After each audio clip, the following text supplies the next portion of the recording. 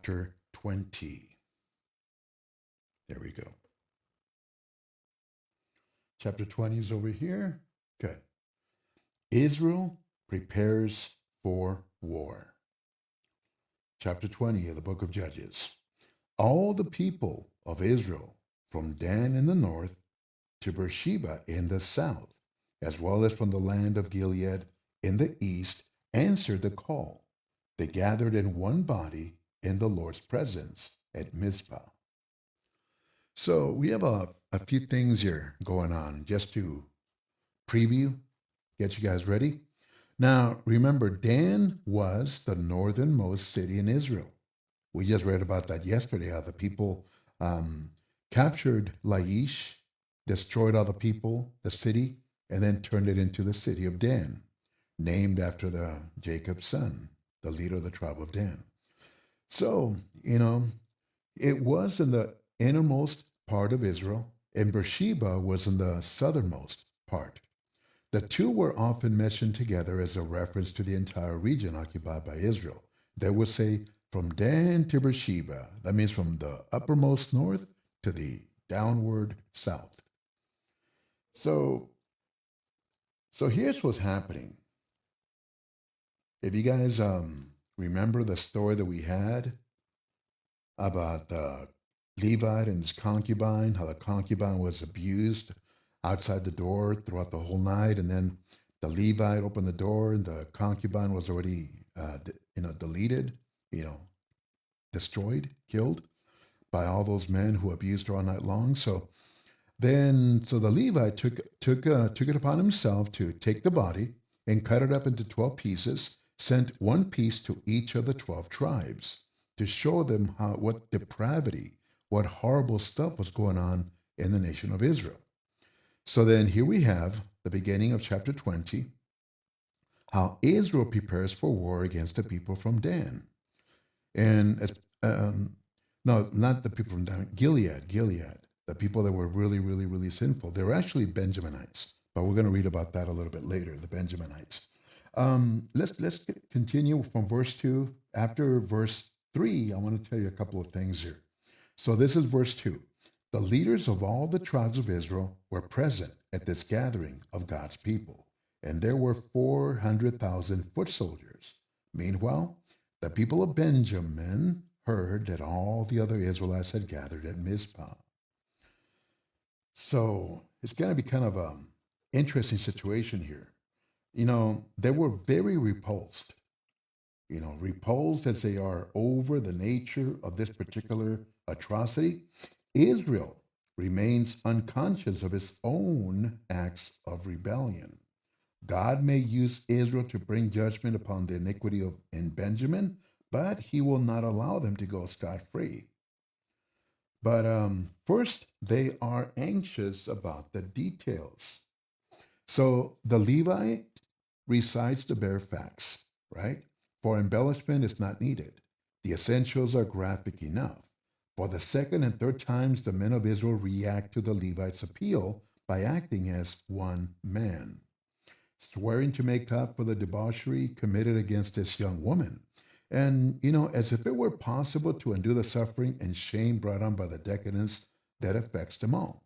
So they were trying to punish the wrong that happened, but they didn't realize they were doing a lot of bad things themselves as well against God.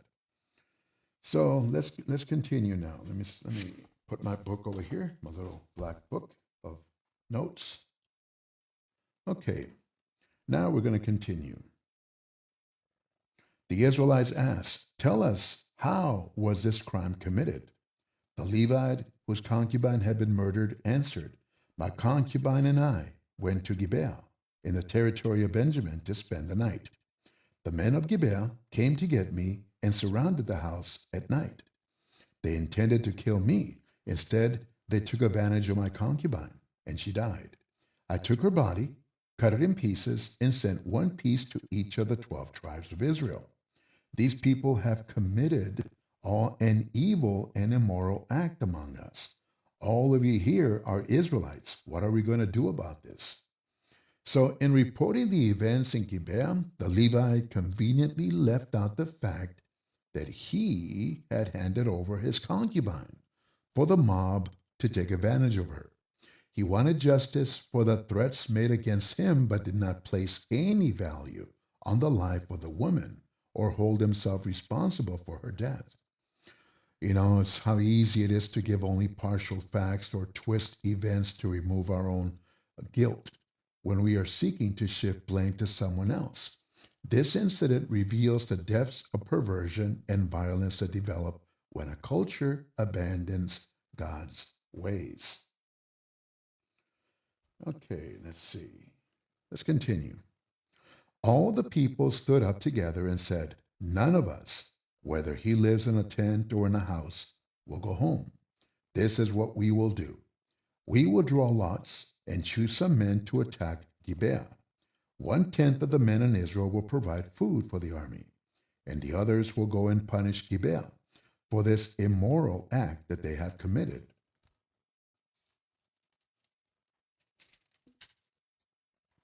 In Israel. So all the men in Israel assembled with one purpose, to attack the town. 12. The Israelite tribes sent messengers all through the territory of the tribe of Benjamin to say, "What is this crime that you have committed? Now, hand over those perverts in Gibeah so that we can kill them and remove this evil from Israel." But the people of Benjamin paid no attention to the other Israelites. From all the cities of Benjamin, they came to Gibeah to fight the other people of Israel. They called out 26,000 soldiers from their cities that day. Besides these, the citizens of Gibeah gathered 700 specially chosen men who were left-handed. Every one of them could sling a stone at a strand of hair and never miss.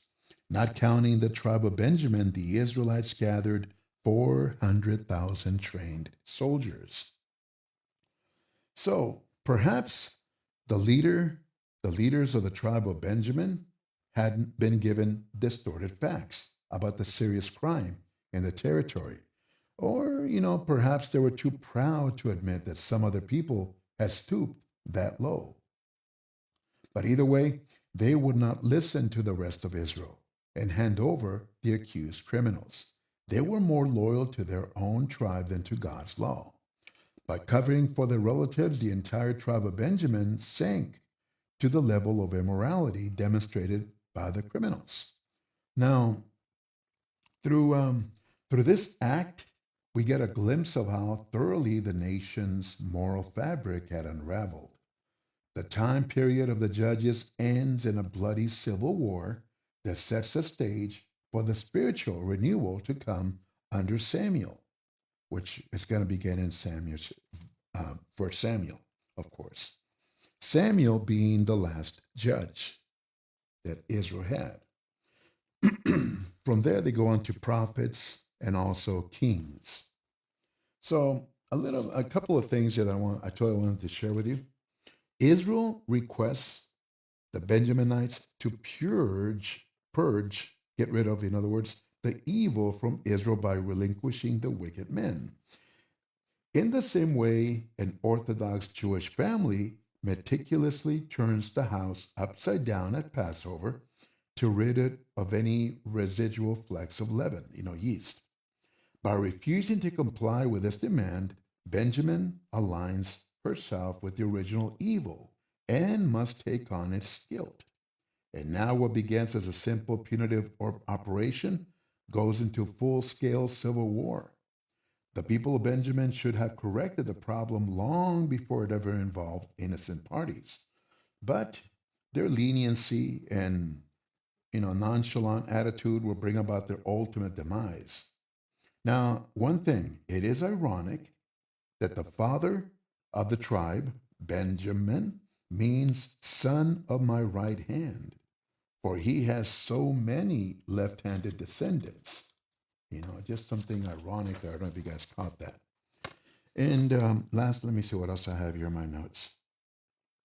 So yeah, as far as the number of people, although they actually boast of many skilled warriors, the odds are against Benjamin. Considering the number of men Israel can place on the field of battle, In round numbers, it was 26,000 Benjamin to 400,000 Israelites. So definitely a big discrepancy there. Okay, let me see. 48. Okay. Just want to make sure I don't leave anything out. Okay. Here we go. Verse 18 then. The war against the Benjaminites. The Israelites went to the place of worship at Bethel, and there they asked God, which tribe should attack the Benjaminites first? The Lord answered, the tribe of Judah. Notice the Lord didn't say, it's going to go good for you guys. You guys are going to win. He didn't. He just simply answered their question. He didn't, they didn't ask him permission. So he just simply answered the question randomly. The tribe of Judah.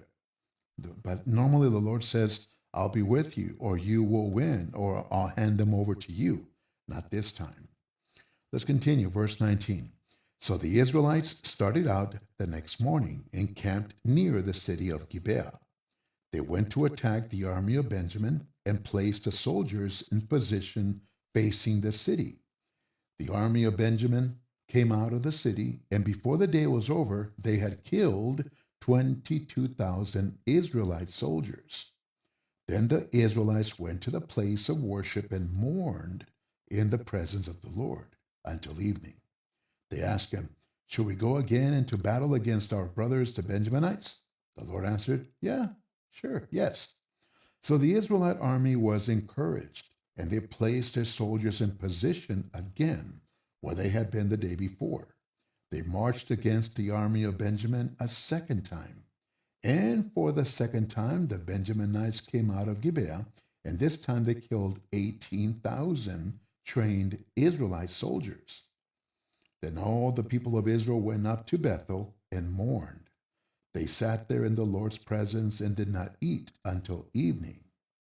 Now notice the difference here. They did not eat. So basically it's a form of fasting, but this is what made the difference here. They offered fellowship sacrifices and burned some sacrifices whole, all in the presence of the Lord. God's covenant box was there at Bethel in those days, and Phinehas, the son of Eleazar and grandson of Aaron, was in charge of it.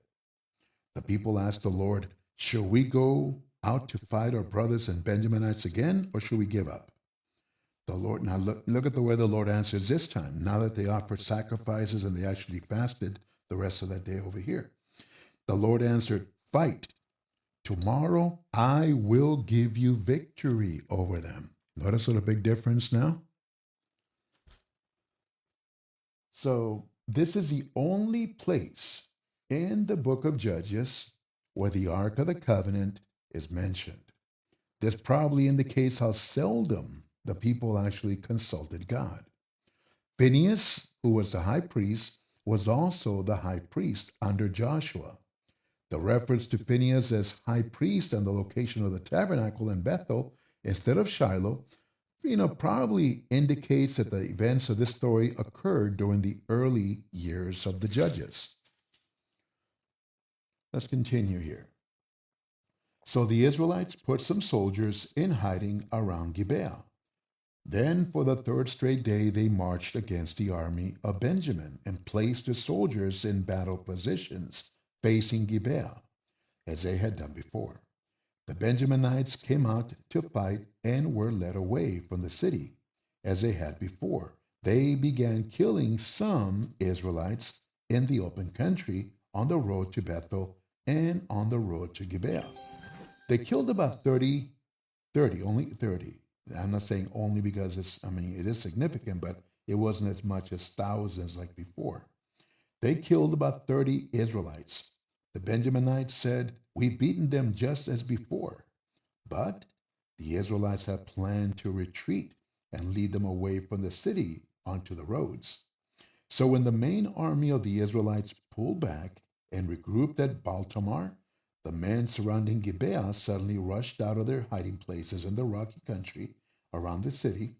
10,000 men, specially chosen out of all Israel, attacked Gibeah. And the fighting was hard.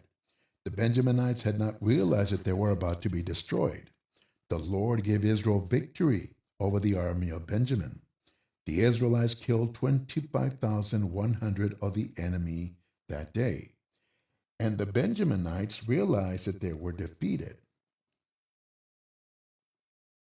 Let's see. I want to make sure. Hold on, please. Okay. Okay, let's continue here. The main body of the Israelite army had retreated from the Benjaminites because they were relying on the men that they had put hiding around Gibeah. These men ran quickly towards Gibeah. They spread out in the city and killed everyone there. The main Israelite army and the men in hiding had arranged a signal. When they saw a big cloud of smoke going up from the town, the Israelites out in the battlefield were to turn around. By this time, the Benjaminites had already killed the 30 Israelites. They told themselves, "Yes, we've beaten them just as before." Then the signal appeared. A cloud of smoke began to go up from the town. The Benjaminites looked behind them and were amazed to see the whole city going up in flames. Then the Israelites turned around, and the Benjaminites were thrown into panic because they realized that they were about to be destroyed. They retreated from the Israelites and ran towards the open country, but they could not escape. They were caught between the main army and the men who were now coming out of the city, and they were destroyed. The Israelites had the enemy trapped, and without stopping, they pursued them as far as a point east of Gibeah, killing them as they went. There you go. 18,000 of the best Benjaminite soldiers were killed. The others turned and ran toward the open country, to Rimmon Rock. 5,000 of them were killed on the roads. The Israelites continued to pursue the rest to Gittim, killing 2,000. In all, 25,000 Benjaminites were killed that day, all of them brave soldiers.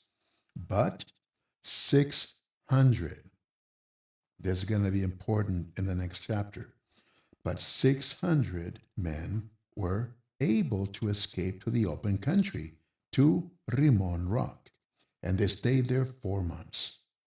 The Israelites turned back again the rest of the Benjaminites and killed them all, men, women, and children, and animals as well.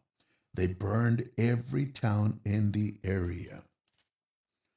So the effects of the horrible murder and when they took advantage of the concubine should have never been felt outside the community where the crime had occurred.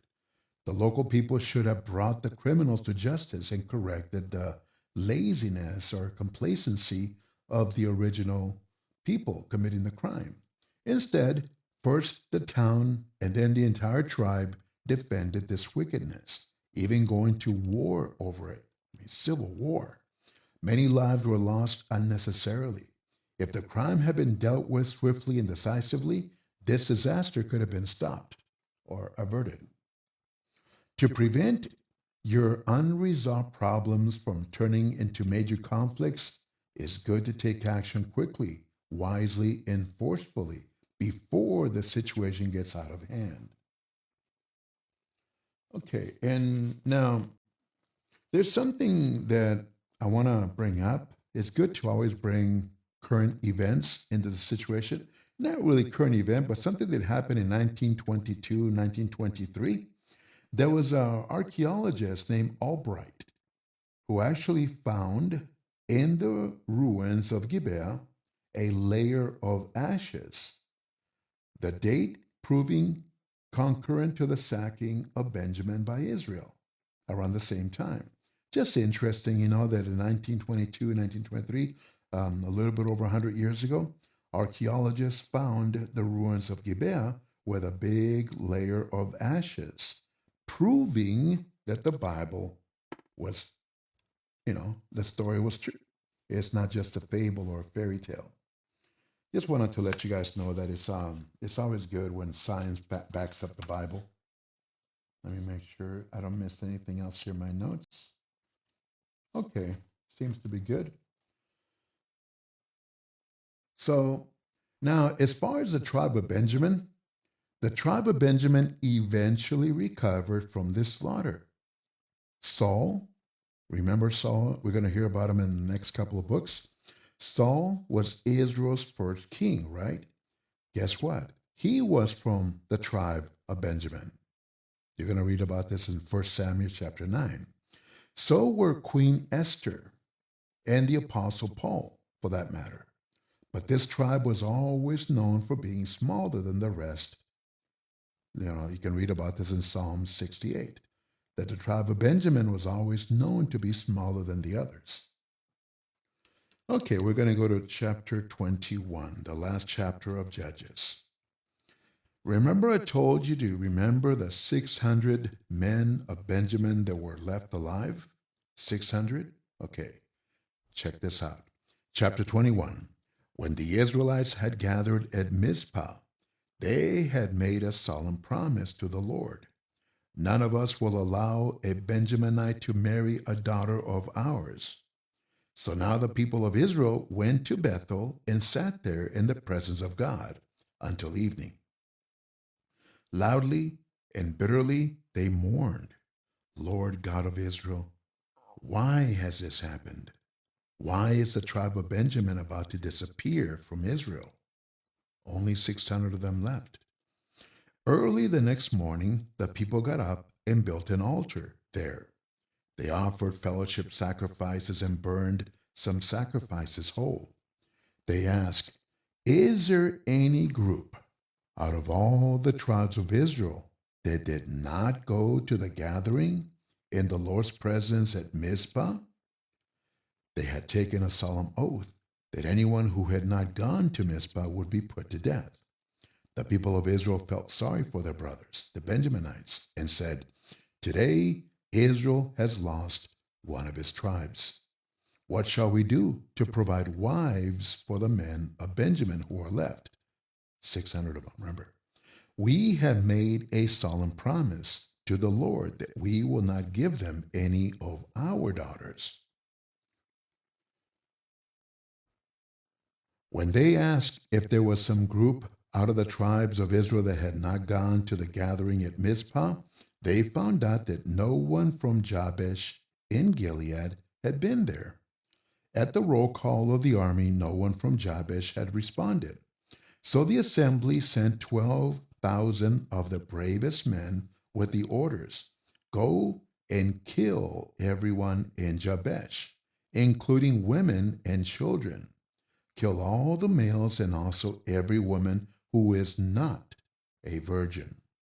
They found 400 young virgins among the people in Jabesh. So they brought them to the camp at Shiloh, which is in the land of Canaan. So now we have 600 Benjaminite men with no wives, no family, and they found 400 young virgins for them. That means there's 200 without any women yet, right? We're going to find out what happens. Now, the Israelites moved from one mess to another because of a rash vow that they made in the heat of emotion. Here, they destroyed another town. The Israelites probably justified killing the people and taking the virgins with the following arguments. One, an oath could not be broken. And they had vowed that anyone who did not help them fight the tribe of Benjamin would be killed, right? Two, because of all the women from Benjamin had been killed, the few remaining men needed wives to prevent the tribe from disappearing. To spare the unmarried women from Jabesh Gilead seemed to be the right solution. So we do not know all the circumstances behind the brutal massacre at Jabesh Gilead, but the rest of Israel seems to have followed Benjamin's pattern. They put tribal loyalties above God's command, and they justified wrong actions to correct past mistakes. Okay. 13. Then the whole assembly sent word to the Benjaminites who were at Rimmon Rock and offered to end the war. The Benjaminites came back, and the other Israelites gave them the young women from Jabesh who had not been killed. But there were not enough of them. Here we go.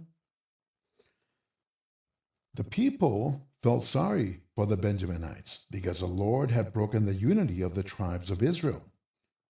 They blamed the Lord. So the leaders of the gathering said, "There are no more women in the tribe of Benjamin. What shall we do to provide wives for the men who are left?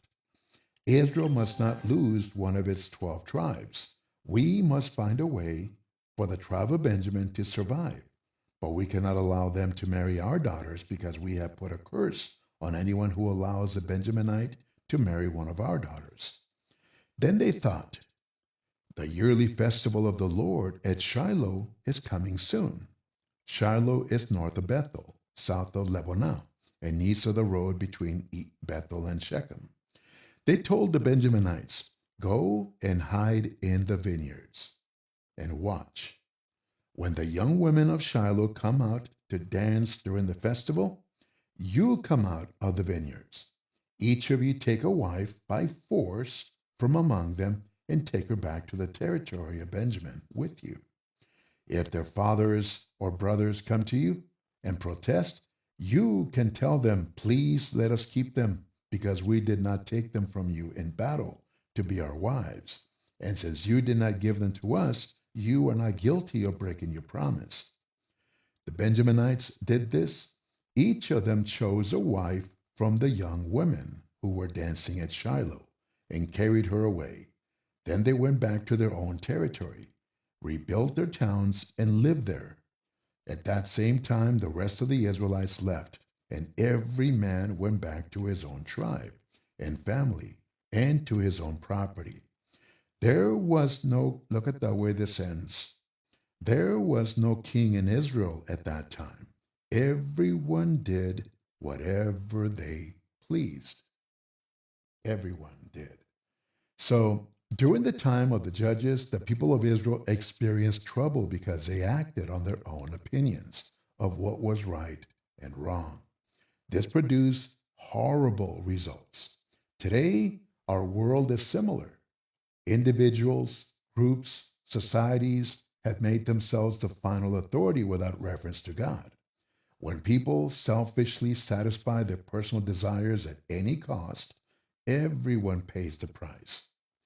The ultimate heroic act is to submit all our plans, desires, and motives to God. Men like Gideon, Jephthah, and Samson are known for their heroism in battle, but their personal lives were far from heroic. To be truly heroic, we must go into battle each day in our homes, in our jobs, in our churches, societies, to make God's kingdom known and enacted there.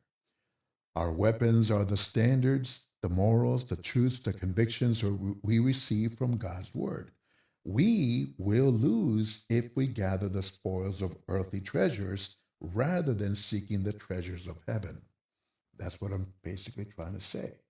And we've talked about this throughout the whole book of Judges, how corrupt Israel had become. But now it's going to turn around. Next time, we continue from the Bible.